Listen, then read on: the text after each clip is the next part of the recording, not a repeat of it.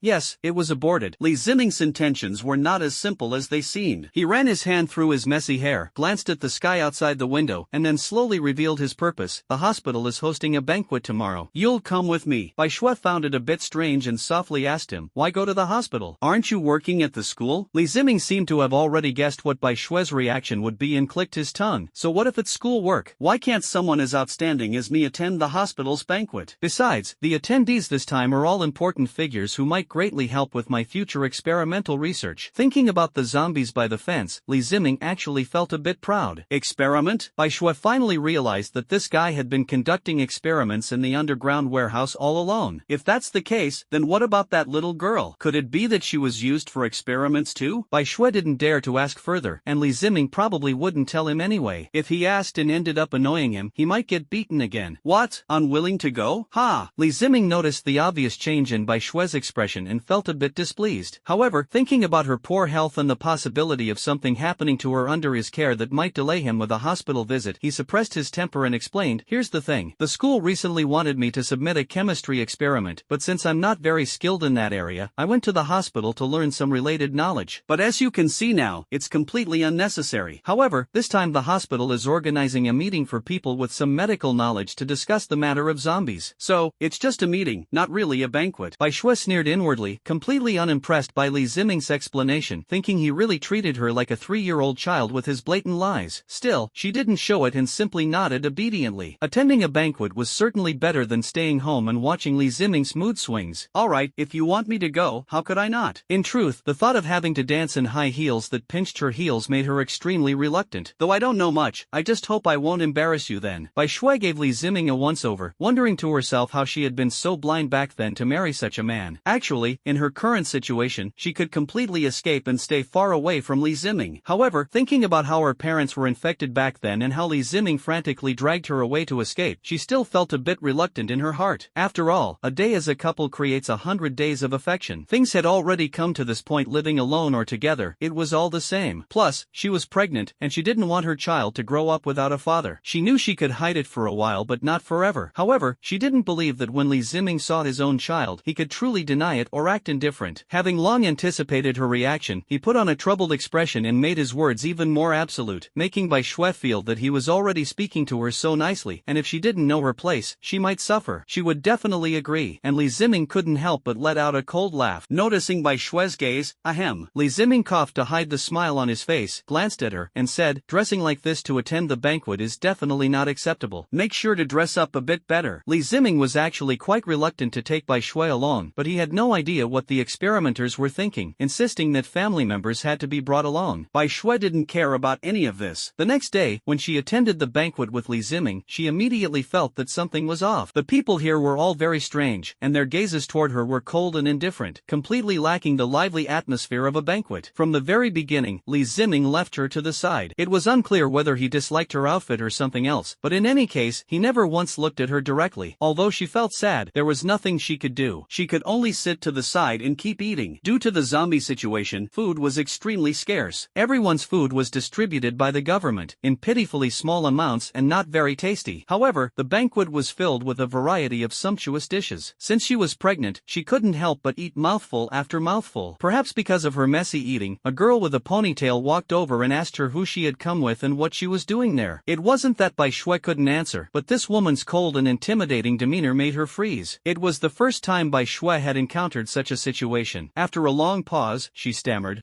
I was invited here. I didn't come with Li Ziming. He's my husband. Li Ziming? The ponytailed girl froze for a moment, her mind going blank. Then she suddenly remembered what the director had told her about Li Ziming the night before. Looking at the frightened girl retreating backward, she couldn't help but size her up from head to toe. The dean had specifically introduced her to Li Ziming, so she had a very deep impression of him. This time, Li Ziming played an almost decisive role in the success of the experiment. However, she hadn't expected that he was already married. Looking at the woman, there didn't seem to be anything special about her, so she felt a bit dismissive. On the other side, Li Ziming glanced at the watch on his wrist, feeling a bit impatient as he waited. He furrowed his brows slightly, causing several researchers nearby, who were pretending to sneak glances at him, to become so excited they almost screamed. For them, they had put in their utmost effort into this experiment, yet there had been no progress. But Li Ziming was different. When the dean approached him, his experiment was already nearing completion. They had merely helped with the final touches. So to them, every word and action of Li Ziming was like that of a superhero. They were practically itching to rush forward and ask for his autograph. Probably only Bai Shui knows how much of a beast this well-dressed man truly is. Li Ziming was getting a bit anxious. He had been brought here at 6 in the morning, and the gathering at 9 was now only half an hour away. He had no idea what was going on with the dean. He had made 2 or 3 calls, but no one answered, leaving him feeling uneasy. Today, he had deliberately put on the suit his mother had bought for him. Most striking, however, was the sunlight streaming through the window, outlining the sharp angles of his profile and sparking endless imagination. Coupled with the suit that accentuated his figure, several female staff members who had initially wanted to ask for his phone number stopped in their tracks, afraid that any sudden move might scare away this person who seemed to have stepped out of a painting. Bai Shui wasn't having an easy time either. The ponytailed girl, along with a few others, circled around her, scrutinizing her while making sarcastic and snide remarks. She had no choice but to let it go in one ear and out the other. She was getting a bit impatient. From the very beginning, this woman had been buzzing around her like a fly, making her head ache terribly, and she still wouldn't stop. She couldn't figure out what was so great about Li Ziming or what he had done to spark such interest from them. This time, all the attendees are high-end individuals from upper-class society. Please maintain your image. Bai Shui was annoyed and simply decided to block out this bothersome fly. She had finally found a quiet spot to enjoy some food, but this person just kept talking and talking. However, the ponytailed woman was indeed very beautiful. Her silver gown perfectly showcased her collarbones and long legs, her high heels accentuated her ankles, and her hair was meticulously styled with an expensive hairpin. A light layer of makeup graced her face, skillfully concealing her flaws while highlighting her beauty, making her appear like a solitary lotus blooming amidst a sea of lotus leaves. Having been busy with chaos from morning until now, she hadn't had a single moment to eat or even take a sip of water. She was already starving to the point of unbearable hunger, so seeing so much delicious food now, it was naturally hard for her to resist. She hadn't paid any attention to the person in front of her before, but now, being rendered speechless by the commotion, she finally began to scrutinize the woman standing before her. Ignoring the questions from others, she seemed a bit dazed. At this moment, a piercing voice stabbed into Bai Shui's ears. "Oh, I thought Lu Yun would bring some kind of refined lady, but turns out it's just a firewood girl. Look at that eating manner, starving, huh?" Bai Shui Shui looked up and saw a girl with long curly hair. The girl was very sweet-looking, the petite and cute type. Bai Shui glanced around and noticed that everyone nearby was looking at her, only then realizing the girl was talking about her. Feeling a bit embarrassed, Bai Shui wiped the corner of her mouth and gave an awkward smile. It was obvious that this girl probably came from a somewhat influential family or something. Seeing her targeting Bai Shui, a few heavily made-up women gathered around and mocked. Really, I wonder if Mr. Li is blind, bringing such a dance partner here. Exactly, compared to Miss Li Chen, it's like a phoenix and a wild chicken. The girl named Li Chen seemed to thoroughly enjoy such flattery, and her gaze toward Bai Shui grew even more disdainful. Take your time eating. We have quite a variety of dishes at our house. Be careful not to choke, that wouldn't be good. Bai Shui wasn't buying any of it. Although she kept reminding herself to stay composed, she knew their behavior was mainly because of Li Ziming. Yet, she couldn't avoid it after all. That hypocrite was her husband. Perhaps it was a shared frustration among women, but seeing Li Chen act so smug made her feel extremely annoyed. She spoke bluntly, "Oh, Li Ziming invited me to the banquet, but I didn't expect to end up at someone else's house. It seems the hostess isn't very welcoming." As she spoke, she glanced around to see where Li Ziming had gone, intending to leave with him. Although she knew Li Ziming didn't like her very much now, she looked down at her clothes and felt like an ugly duckling here. Li Chen hadn't expected Bai Shui to be so bold, daring to challenge her. With a loud snap, she slammed the wine glass in her hand onto the table. Due to the excessive force, a lot of wine spilled out. From the moment Bai Shui followed Li Ziming in, she had been observing her and found her utterly unremarkable. How could someone like this marry such an excellent and intelligent expert like Li Ziming? She had an urge to turn the woman in front of her into something like those zombies behind the fence. Li Ziming was called upstairs by my father to discuss some matters and can't come down. If you have anything to say, just tell me. Don't later accuse me of not treating you well. Don't play the victim here. Li Chen crossed her arms and frowned tightly. When Bai Shui heard her say this, she chuckled, but she noticed that this Bai Shui's hands had many small wounds and some bruise-like marks, which made her frown slightly. She couldn't help but think that Li Ziming's hands seemed to have similar wounds. The earlier incident of slamming the cup had already drawn quite a bit of attention. Seeing Li Chen looking somewhat displeased, Bai Shui, both angry and amused, asked, "What kind of talk is that? What do you mean by saying I'm playing the victim? What am I accusing you of? Or are you admitting that you know it's wrong to come here and stir up trouble for no reason?" Snow White speaks bluntly without holding back. She is naturally straightforward. This matter was originally caused by them seeking trouble with her. However, she doesn't want to escalate the situation. Her outfit is already striking enough to stand out. If Li Ziming knew he dared to act this way, he might face another round of scolding when he gets back. These words made Li Chen feel embarrassed, her face alternating between pale and flushed. Don't think that just because Li Ziming chose you as his dance partner, you can act so arrogantly. Li Chen was so angry that she could barely speak. She had been pampered since childhood, and no one had ever dared to speak to her loudly. Everyone had always treated her with utmost respect. Today, in front of so many people, Wang Chao actually dared to confront her like this, making her feel utterly humiliated. The people nearby also gathered around, whispering among themselves, "Is she the dance partner of Expertly? Didn't they say he was bringing a family member? Could she be his wife? Why did she come dressed like this? Does she even know what kind of place this is? Could it be that she knows a bit about experiments too? Even if she knows a bit, does she not understand the occasion? There's no way to even have a proper conversation with her. She acts so naive and clueless, speaking like that in public. Miss Li Qian too, why would she get into a dispute with someone like this? I am Li Ziming's wife. No matter what your purpose is or why you came to find me, I am not interested. If you really care about my husband, go ask him yourself. Don't come to bother me, it's so boring, okay?" Seeing that quite a few people had already gathered to watch, Bai Shui appeared somewhat flustered and wanted to end the topic as quickly as possible. "You!" Li Chen became a bit agitated, picked up the wine glass on the table, and splashed it onto Bai Shui's face with a loud smack. Although there wasn't much wine left in the glass, it still left Bai Shui looking rather disheveled. This action immediately drew the attention of everyone present to the two of them. Bai Shui was not one to take things lying down. Caught off guard by the splash of wine on her face, she couldn't swallow her anger. However, constrained by her principle of not hitting women, she grabbed the wine glass from Li Qian's hand and smashed it onto the ground with a loud crash, shattering it into pieces. The sound instantly quieted down the previously noisy banquet. Li Qian never expected Bai Shui to actually dare to smash a glass. She was so frightened that her voice changed, and her face turned deathly pale as she said, "What are you doing? Are you out of your mind? What are you smashing a glass for?